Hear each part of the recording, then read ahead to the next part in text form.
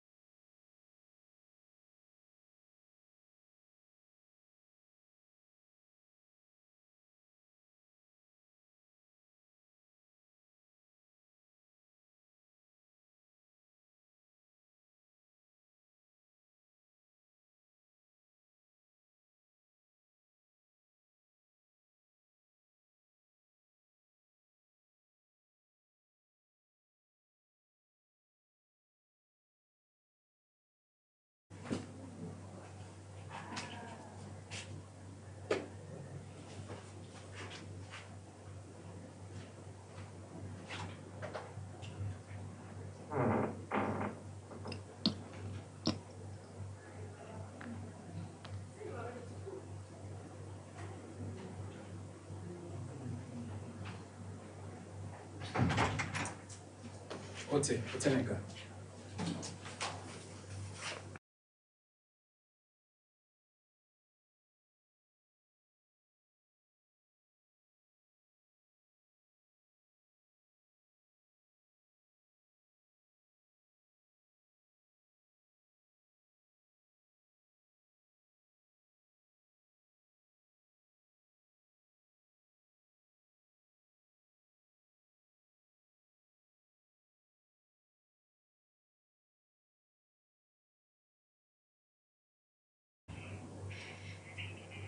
Awusia yakoya yasane abashan saka semi amagimegu a mede eba be somwo ene osomfo ajowa dimple afa so won so ombo machi do ma mede kase ba be somwo ni bi ni POG band ena afa POG studio saso ena achi media ya de se nkofu yokoi na omo abo machi do ma mede kase eba be so afa sanso gibre na pense kase na se ya sha ase de a na yen kwasha ase e wo no de ho ena ya de sa chechefo bi omo de oye chekese pa sha so no mo chese ya de se omo achra de be se bosume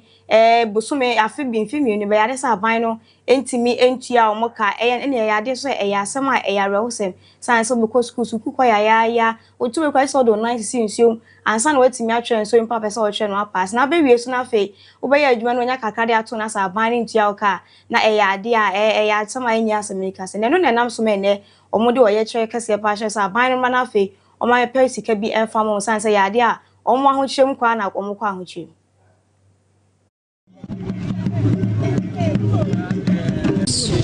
My name is Muftau Malik Adeyemi, the president of the Coalition of Unpaid Teachers 2023 cohort.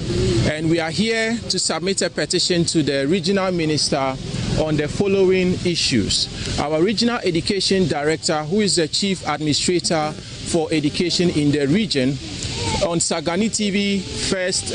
2 weeks of January, addressed the media saying that our appointments are fake, and he also contradictorily said our names are with the region but not at the headquarters. And we have come to the regional minister to intervene into this matter because we were issued due offer letters and we were given regional posting letters by the same seat or the region he occupies, and we were actually sent to various schools to teach while we were issued assumption of duty letters as well. So we have been teaching far long, even more than a year before he even assumed office as the regional education director. And by then he was the district director for Sanargu, and he also signed on our documents, our IPPD forms, for them to process our salaries. So if he is saying it is fake, why did he sign those documents for them to sign to process our salaries? Because we didn't cast a voodoo spell on him to sign those documents, and we didn't cast any spell on anybody, including Hajia Katumi, to sign our original posting letters for us. We were people seeking jobs, we were offered jobs, and we went to the regional education office. They gave us our due regional posting letters, which tells us that we have to go to schools and start teaching. And we have been teaching since that time till now. So why all of a sudden he assuming duty as the regional director for education all of a sudden tells us that we mebana sa church for amudo mujuma e wo no de na hu ya na omo de omare wo san so mo akosem to jana we penny na oda omo na ote ya na okasa na we no so ya de say mebana sa church for omo so kasa o ehwe hu edi nseni bi to jana be omo so kasa say no mo di to ja. Currently we are here at the regional minister place to submit a petition to him concerning about our unpaid salary since 2020. Since 25 months now, we've been working, no salaries. And the situation is not good for us at all because our lives as now is at stake. Our borrowers, our lenders are attacking us for their repayments and we can't pay them back. Some of us, we leave our villages and we were at where we were posted to teach. And paying rent and transportation altogether is not easy. Feeding with that salary for 25 months is not easy on our side. So we are pleading with authorities to intervene because we want them to pay us all the 25 months unpaid salary to us to solve our financially problems. So please, we are begging them. They should look into the matter with emergency because we mebuna omo edu juma e wo no de na hu ya na omo sa ban so ma na fe omra meko on na se ye to aka sen so de a na ye nkoto aso e wo Ghana manpen na ka che ya de se ne obomodin akokopie mu e wa Addis Ababa ya e wo Ethiopia memu no na ho na ya de se obomodin akokopie e Ghana embassy e wo ho no ma nya asem kito e ne pe ni be hwe ya de na e ya de a e ye ni ka asem na e fe ye nkona fe ye nkon hwe bra na Ghana manpen ni e bie sa Ghana embassy a ene wa ho akopie mu e wo Addis Ababa ya e wo Ethiopia memu. This will serve as our mission to Ethiopia and also our permanent mission to the African Union. Everybody knows what the historic relations have been between Ghana and Ethiopia as founding members of the then Organization of African Unity, which later became the African Union. And so, as one of our prominent diplomatic posts, it is only fitting that we have a chancery that reflects the importance of the relations between Ghana and Ethiopia. And so I'm happy that we have completed this and we can have a decent place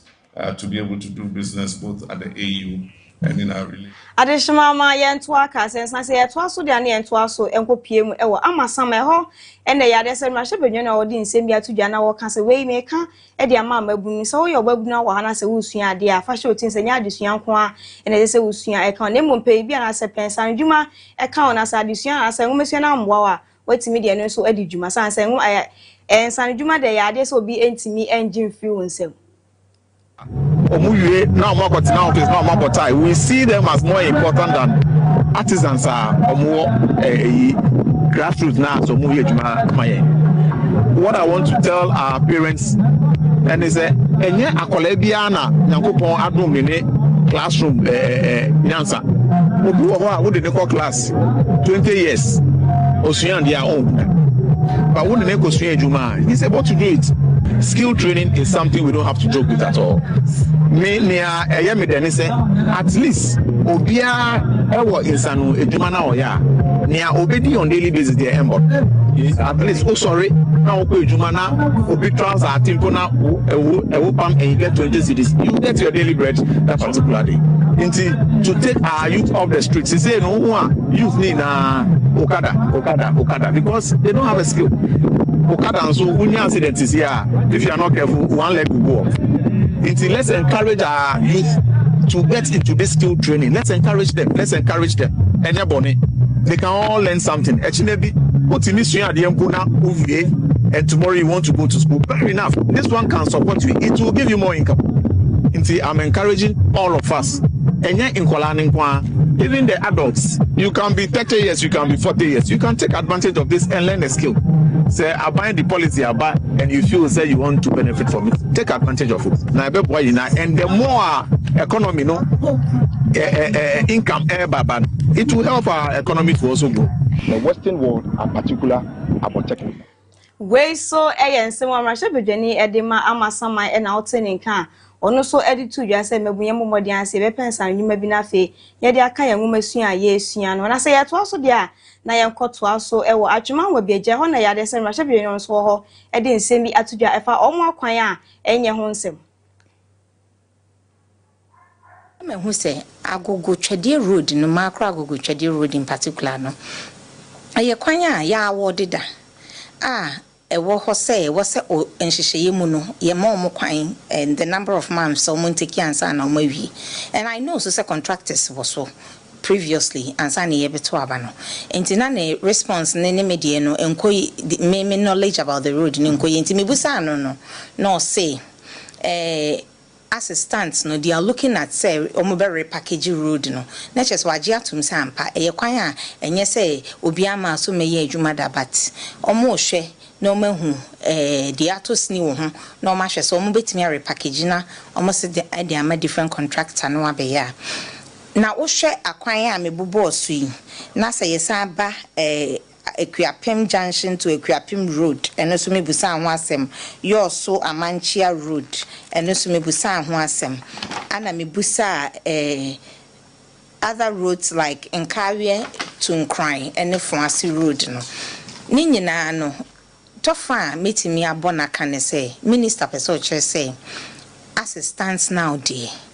Sikasem ebi sikasem delays in payment ebi so ewo honomo a omo akache contractor ne se onko so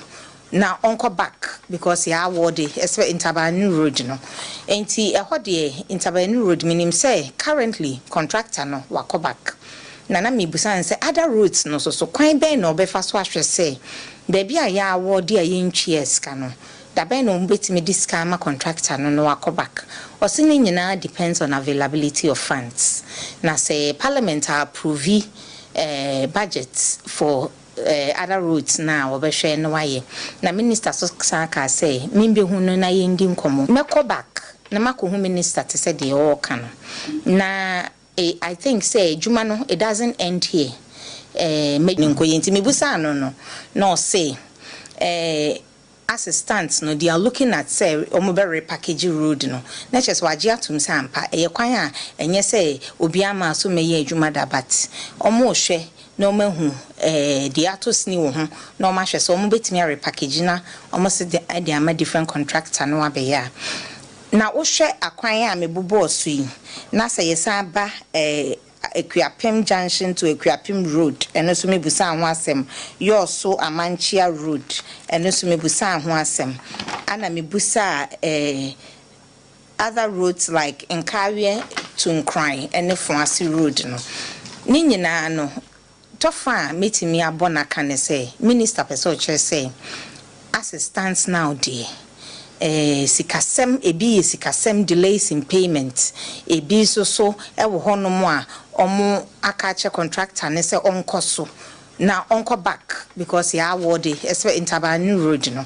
enti eho de Interbanu Road minim say currently contractor no wako back na me busan say other roads no so kwan ben no obefa so ahwe say baby a ya award a yentwie eska no dabe no mbetimi discount contractor no wako back osini nyina depends on availability of funds na say parliament approve budgets for other routes now obehwe no waye na minister so saka say mimbe hu no na yendi nkomo meko back na makohu minister te say de all kan na I think say juma no it doesn't end here mejuma pa lobbying. That's what a member of parliament is supposed to do. And he said mebusa questions ye ma said yes mesa to huanamo na we dey likely minister asama me opportunity say me bi hono enye road say mo travel bibi ti sa agogo I twede road no minya be ma na ebutuafo sa mo fa kwan ne so enye and a place so where developing nipa te ho pa enti constantly say nipa to kwan eba kroma na omukọ omunjuma so na se kwan na nye na de bi omo a omo so drivers no omo parts say ni adia na as member of parliament de bia me hu say agogo twede road no makro agogo twede road in particular no aye kwan a ya awodeda ewo ho say wo se o enhyehyeye mu no ye ma omo kwan and the number of months so mon take answer na omo wi and I know so say contractors was so previously answer na ye beto aba no enti na ne response ne media no enko me knowledge about the road ne enko enti me busa no say assistants no they are looking at say omobere package road no na chese waje atum say ampa kwan a enye say obi ama so meye adwuma da but omo hwe no mahu the atos ni wo ho no ma hwe so omo betimi repackage na omo se de ama different contractor no abeya na wo hwe akwan a mebubo oso yi na say yesa ba Equiapim Junction to Equiapim Road and also mebusa ho asem yo so Amanchia Road and also mebusa ho asem ana mebusa other roads like Nkawie to Nkran and Fuasi Road no ni nyina no tofa metimi abona kan say minister person say assistance now there sikasem ebi sikasem delays in payment ebi so ewo hono mo a omo akache contractor ne say onko so na onko back because ya award Intabani Road no enti eho de Intabani Road minim say currently contractor no wako back na me busan say other roads no so kwan ben no obefa so ahwe say baby a ya award a yentwi eska no da ben no mbetimi discount contractor no wako back osini nyina depends on availability of funds na say parliament approve budgets for other roads now obehwe no waye na minister so saka say mimbe hu no na yendi nkomo meko back na makohu minister te say de all kan na I think say juma no it doesn't end here mejuma pa lobbying. That's what a member of parliament is supposed to do. And he said mebusa questions ye ma said yes mesa to huanamo na we dey likely minister asama me opportunity say me bi hono enye road say ye mo travel bibi ti sa agogo I twede road no minya be ma na ebutuafo sa mo fa kwan ne so enye and a place so where developing nipa te ho pa enti constantly say nipa we ensem wa rahye bedwani e de ma adwuma wa biaja ono editu dwa efa omo akwan ho nsem a enye na say yeto so dia na yenkoto aso ewo the Environmental Protection Agency wo mo na yade say ne no o me atimi abomodi afa nipa dodo na ado mo akon na yade say land minister mpo na wono so eka ho bia na wo atimi ede adwuma anwaso yi. November 2025 the EPA has recruited 392 contract staff made up of technical staff 295 and administrative staff 97 to support immediate operational needs. The authority has received clearance from the Ministry of Finance to recruit 500 permanent staff to enable the regularization of the contract personnel. I thank you. Our Speaker, in response to the increased scope of work and persistent environmental degradation and the need to expand EP operations to the district and municipal levels, particularly through increased field staffing, indeed, those actions were taken and contract staff were employed. Coincidentally, I'm very happy to report that we have received clearance from the ministry to basically regularize those contract staff. I thank you. abusia yento aka sense na yesi yeto aso de na ma menka o say ya boafo bi na aso masina mede kasie eba beso mu aboafo ni bi ni POG band omu djuma omu die yes omu de band den de djuma ni senti aponto bi e na auto program bi na wo ye na ehu behia se wo behia band e wa ase de na wa fe number no e wo screen so na fe wa fe na ye na wo de nhye egu akwan so na e band siga sem so de a e ya na wa kan akoma e de ato ye sanse kuma bi e na ye beji wo sanso e na POG studio so ya de ono so e bom echi dom den ono so na djuma wo die yes wo boa ama wo mo ani so ade hunu e wo nwunto mu no atimi SP e de amomo se enwom na wa twa na aka de enwom na wa record na aka de ma e ma ne nka dem fire number na afifa on be bo ani amua no ani so ade hunu e wo nwunto no entimi NCP ensan so emfama sa so e na action media ya de so no so e bom echi dom den a ono so wa ba yo bo ama wo mo pese omo etwasini eni pese o gidin se na ejakon lewe no mo keka ho agidin dia na wa fire number no so na afi ya boa na won so ani so ade hunu e wosini twam no etimi SP e de amount na say ye to aka sen so de ane enkoto aso e wo Dr. Mahmood Baumia ye mre bi echo no na na Ghana man na be de echi ono aso e na ya de MP for san so yin say onto franka e fam wo mo wa bre kwa koto aba e wa 2028 mu na e ya de say na anu ada fi ada etwa mu e no nkopie mu e wo nkran pumpudi mantemu na ene omo de aseda so nko hye san say e to aba wie no omo entimi enkonkoda nyame ase na e wo sa aseda nsem no e na Dr. Edin Sembi etudwa na wo kan mo bi ate ti sene titu ene aban wa adwama say munya se mu hunu nankofo na yembu oman na ntimi enko esan se hunu ane kasa twitwe na moye no e ya de se mboa e mo oman no ntimi entumpo na bra Dr. kasa ni sei e na odi tudwa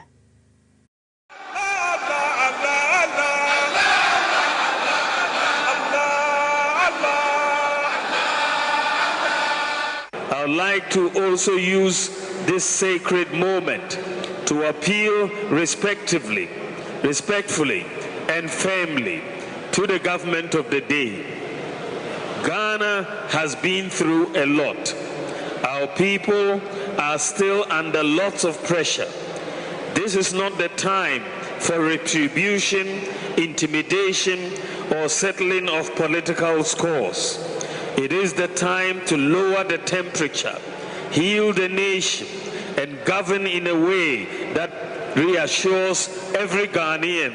that they are safe, respected, valued, regardless of how they voted. Ghana is bigger than any party. Our democracy must never be reduced to vengeance. There is work to be done, serious work, the kind of work that requires patience, listening, learning, and showing up even when the applause is absent. The kind of work that places country before comfort and duty before ego. I pledge my full commitment to this task, not alone, but together with you, together with every committed party member, every volunteer, every youth organizer, every women's leader, every elder who still believes that Ghana can be better than what we see today.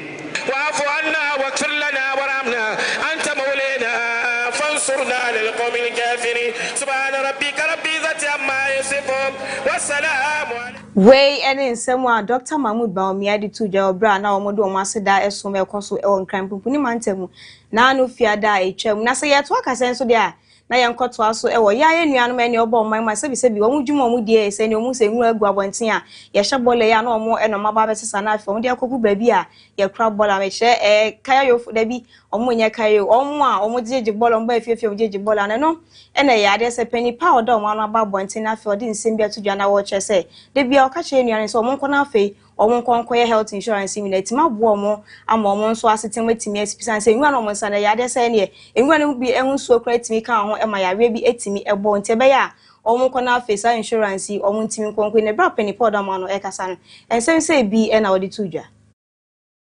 yenya report no say bebe yare because on say ball no so ye yare bi onu ma yare fer ba this metmaga specialist na be hu ye and say obe hu say got ball ni nsuo no it be good skin ni mu sometimes no be say ujuju hu kakra ni ma obe say no ma ekuro na adwa na ko different side which I say I did a hard journey. Say I didn't choose Anna. What me book more than 5,000. No win now. And the ball on the yard the hopper. But no mom. Yes, we had to get to almost say anytime almost long sleeves. That was long hand. Any gloves no no marks no protect with the element in the wallet in boot no. And only other me a boy. But I read the question menu. Your quality case is basic on that side. Do honor any health insurance. And motor edman on way. And a motor will be at me see. A told me 3 fresh accident I see oh Kwanho. Obo say you have 2 medical town Pakoda hospital no. Doctors what we say and Pakoda insurance one only be na e kana be doso e dem. Yenya report no say baby yare because also ball and so you yare bi onu ma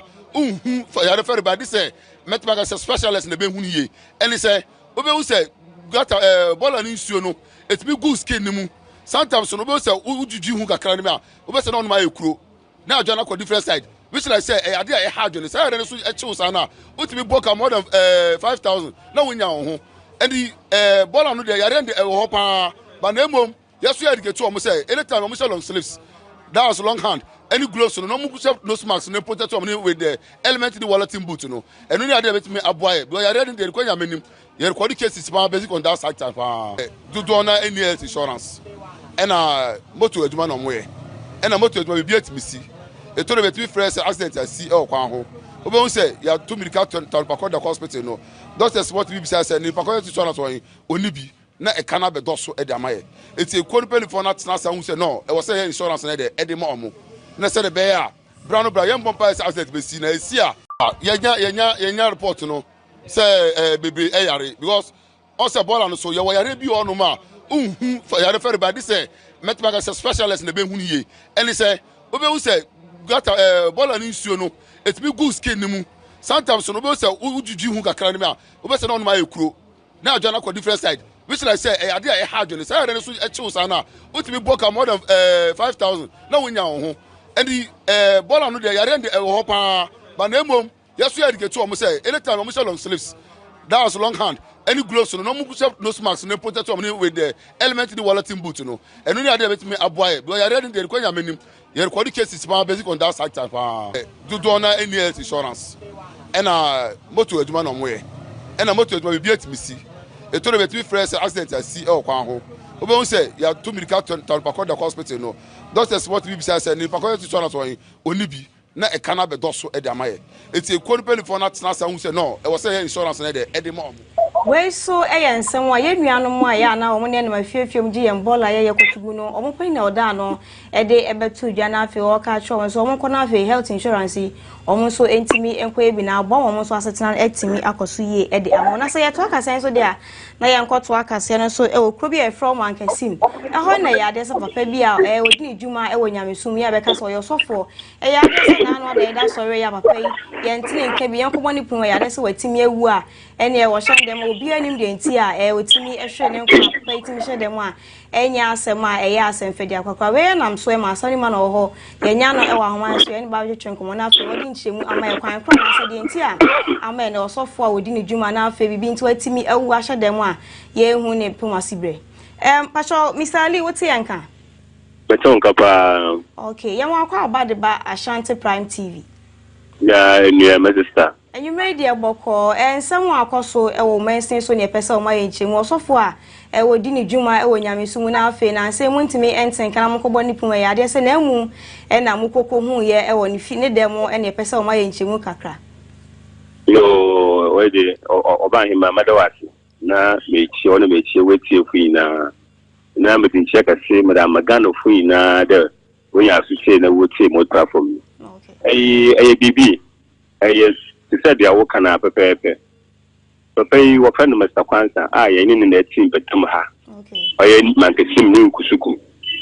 na pepe no njume di papa odwin de o sofo aso no wakaso a okay njume di ni na e wo kaso a ndi da owo off no na aba we be di mankesim na efina otim no so ye fia o ye just cheme and hall ye cho fence work kakra bi wo ho onu kwa na otim nti papa no aga ti say ondi ni juma ni ondi ni juma nyina wa hanti ama nyimpa da wonyim ni ye da wani ko bi wani tano mo wani ko bebi no na eya hapo no bia any this I don't know. It done now to me so no quan or either. What's him? Obian can who niches up with him, papa, while both stay years. It's you find the Friday more on the me a call. Now, it'll hopefully be work from there. Honorable, you know what happened. I send you uncle pay. You who were hatchet. I will week. You who say we pre another or could be. Now, Conancasa, they got actually 2-3 days to be able to. But the accident pump may be so. If you need them, you would have got there. But never boy. No, no, will be no sister. You join them here, them about seeing all. It's no by now, you're quite today. And pumping, she hold papa. Nti muso atatan ma mintum embuda nani anade mefa mlenche mesemnisi esa mokoda mokobo apozi farmer de na mokafa posifo oye TID ejapoma a owo makesim oritation no no so fa ni payinfo chi payinfo a wokan huina no muina ye ebom ne yeba nti yeba na yebobum no yemu sampa papa yi ewu de dem wa ese wa sai kura de chim bisa da sabi wa sai na send your order on I say so we change photo I so via all your press up no ordinary see akeshima afi na oil den o mani so na no kuto jun na so na ka so be all swagger ebu no pono we to me it send oil and sa no oil ama na me dey na nkwa efi ni so na press for so ebo mu hu makin papa yo so mu je pia o mu ye boaye ma ye fa mu Tata Muni, Boko, ye with so be a minimum. The very lucky there, or there yet no commodity, no person for need him yet no commodity. Into true, the phone tonight at a kind, only a try, no messing was on at a kind, the bush of four and the pay. Omabama,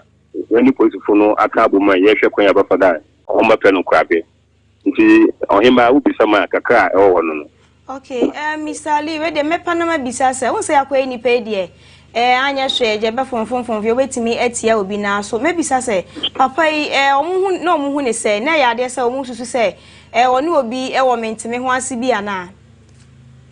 no papa de obi ona me no on kon hu ko enko nimpum na ba nso oni obi problem oni obi a ni problem we ewe mo o hiewa na okon be ebi na enam say ni juma ji kasini na ni na eni man kesima nti don't do na any ha but kaso momo omunimu it's true that na we ya na ya try no be sinu say na de busa pompo ewo ye next time we anomabo okay nti anomabo na omuchi ba ya bi musu fi kumati ba ya na pay ye hia ye ina na ye hwe kwan ba fada e be sie na chi kwa okay Mr. Lisa o hwe mu na se na emi si hwe se bi no hu say asa minim say eja hwehwe bi ekọ so nso hwe asa wa hwehwe ana ya atade na hwe na ama na yesa on hwehwe ye atale na hwe no na se na ya ado na ache no because ye ntumi nka because I don't wish I would say about 5-6 days nti emunu na ache da say bibia hwehwe no because I don't ache o hwe bi mu ho dem dan so ya tumpuma no mu wetumi mbuwe mpoma no now on kwa no shim for over a week no say za na be okay nti honorable ye besa bisa ya ase metwa to aposifo no bae no mo show mo ye mo hwehwe mu ni na omo kire se omo ni madekude pote ya nipa no ede ye na say na oni nipa na preso na mani timi ehwe ne kwa na ndi aposifo na ntimi anka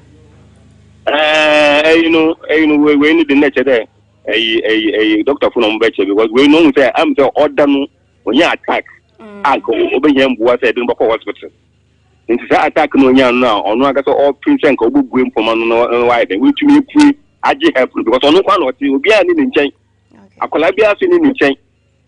nti through that no no kwa so age na we tumi aso age mbuwe mpoma no na ka fa sa adi we na to ba na say obi akataka na nazo obi ni nkoko ntokwa dabi okay na se demu man se makuhu na emu no wa abontia ne demu na face mo hwa ya de se na oni woni ano preso na ma no nam so a watimi ahwe ne kwa na nya sa okay bibisa okay kaka makan de yema me fo ne yeses na adu e be sire bibia make sure that wo da an you kwa wo akwala bi won tia bibini a obotumi atia afro because we yesha so na akwala bi won tia kwa mba ka womblo nka at least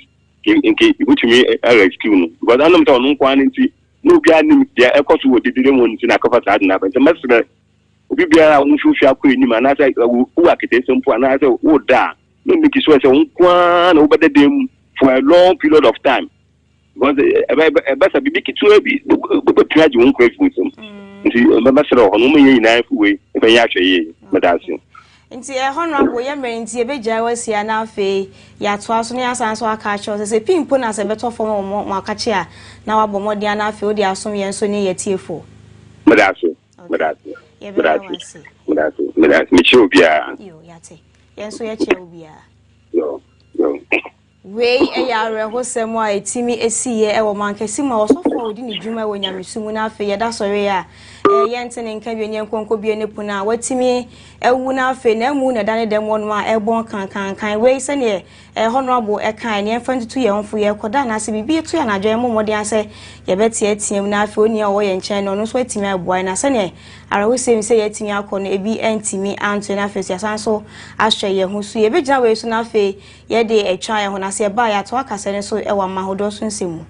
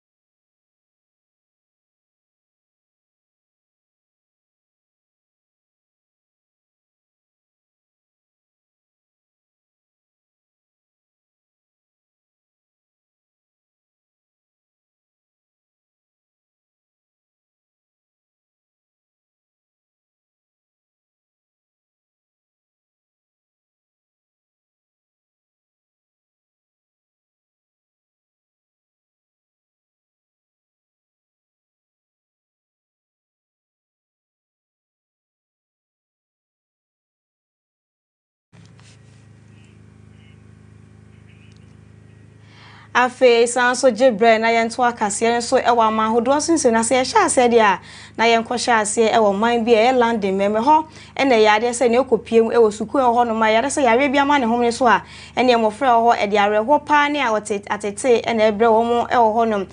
ene no na yade se nam so me ne ayaresa form wo ho me sha doctors wo ho e de nsemi e kwa ma mofre wo se na afi wo ka sha wo ma wo se ombo modi na afi o mefa mofra na ne se pane akọ no be wo mo na omo de asisa yare ya no matimi e de asi ano.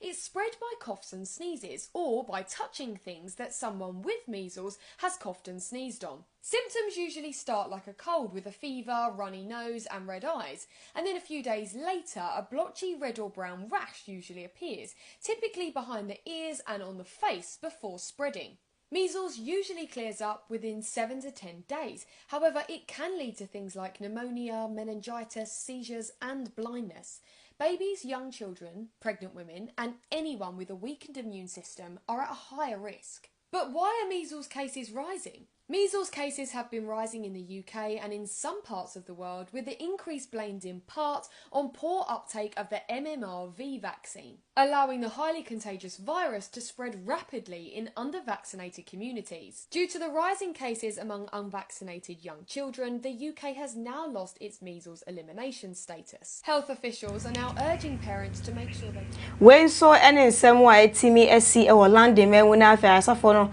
e ka sha wo so bia mo de no ba fa ne bana afi pane e watimi akobi na sa ya we e bi entimi anka omo e mana se yeto aso de a na yensan so ento aso e wo France me ho na ya de sensu wi bi etimi akoso e man ne de areho ne atete pa na betimemfo a omo e wo France me mu.